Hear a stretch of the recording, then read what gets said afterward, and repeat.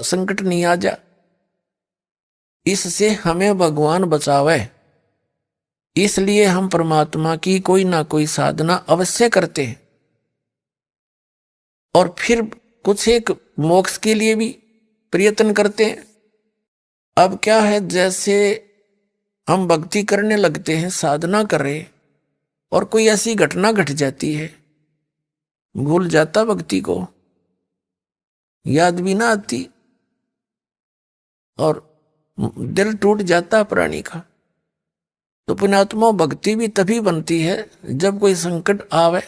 आ तो सकता है हमारे दुष्कर्मों का, लेकिन एक सेकंड में हल्का करके हटा दे भगवान, तो दूनी दृढ़ता आती है, पूरा विश्वास बनता है कि सचमुच हे भगवान, आज आपकी शरण में ना होते थे बिजली गिरनी थी, ऐसा विनाश हो जाना था। फिर ज्यादा भक्ति को दिल करता है, दूनी दृढ़ता आती है, पल भी भूल नहीं पड़ती है। अब जैसे एक ब्राह्मण व्यक्ति था, घना दुखी था अपने प्रारब्ध के कर्मों से, उसके भाग्य में इतने कष्ट थे, 4 सदस्य घर के बच्चे थे, चारों उनको आपत्ति, सभी रोगी रहे, कहीं झाड़ फूक करवाता है, किसी संतों के पास जाता है जो साधना और विधि बताते हैं, सब करता था, कंगाल हो गया। वो एक दिन रामानंद जी के पास गया, और परमेश्वर कबीर जी भी स्वामी रामानंद जी के पास विद्यमान थे। स्वामी रामानंद जी से उस ब्राह्मण दुखी ने कहा कि स्वामी जी, ऐसे ऐसे आपदाएं मेरे ऊपर आ रही हैं, आपने जो भी साधना मुझे बताई मैंने सारी कर ली, पर कोई लाभ नहीं हुआ। तब रामानंद जी कहते हैं, स्वामी रामानंद जी, कि भैया ये आपके प्रारब्ध का कष्ट है, ये तो भोगे ही पार पड़ेगी।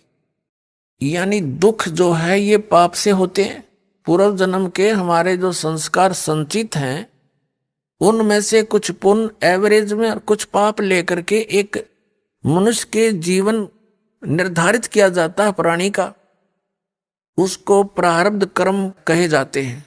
जिसके पूर्व जन्म के पाप ज्यादा हैं उसके जीवन में उन पापों की रेशो ज्यादा है, और पापों से संकट आते हैं, कष्ट आते हैं, तो उनके जीवन में कष्टों की श्रृंखला सी बन जाती है। वो श्रृंखला उस ब्राह्मण भक्त दुखी के बनी हुई थी। कबीर परमेश्वर ने कहा स्वामी रामानंद जी को कि स्वामी जी,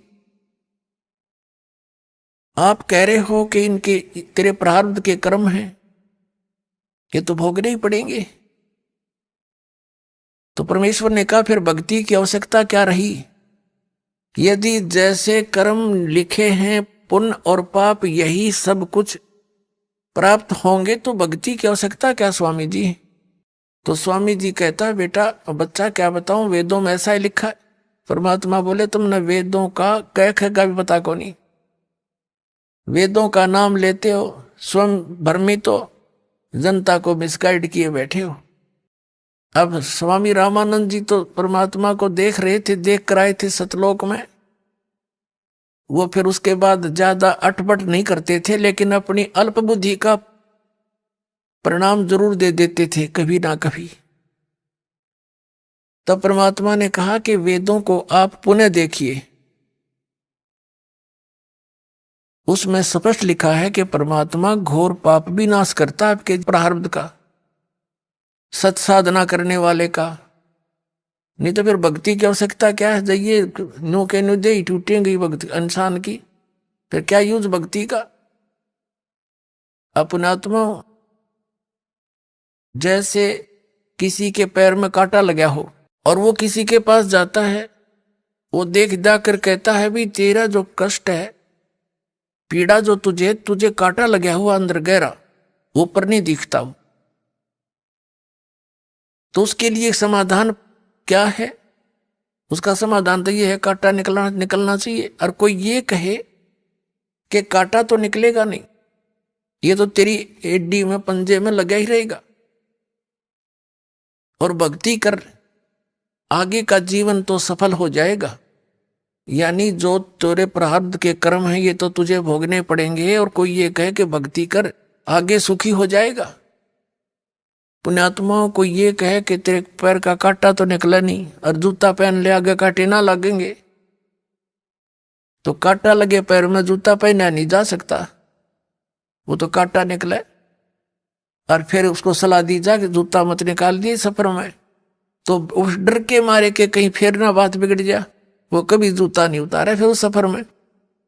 तो पुण्यात्माओं जिनको कर्म के कांटे चुभे हुए हैं और उनको कोई सलाह दे कि ये कर ले वो कर ले, कुछ देर तो करते हैं वो, फिर जब अंत में ये मिल जाता है कि कर्म तो भोगने ही पड़ेंगे प्रारब्ध के हैं, और भक्ति कर ले, खाक भक्ति करेगा वो, कर ली भक्ति उसने तो फिर वो उस कांटे पर ध्यान रहेगा, पहन सकता जूता उसको। तो कहने का भाव ये है कि हमारे सदग्रंथ जो हमें बताना चाहते हैं वो हमारे धर्मगुरु परिचित नहीं थे। परमात्मा के गुण क्या बताते हैं ये ढंढोरा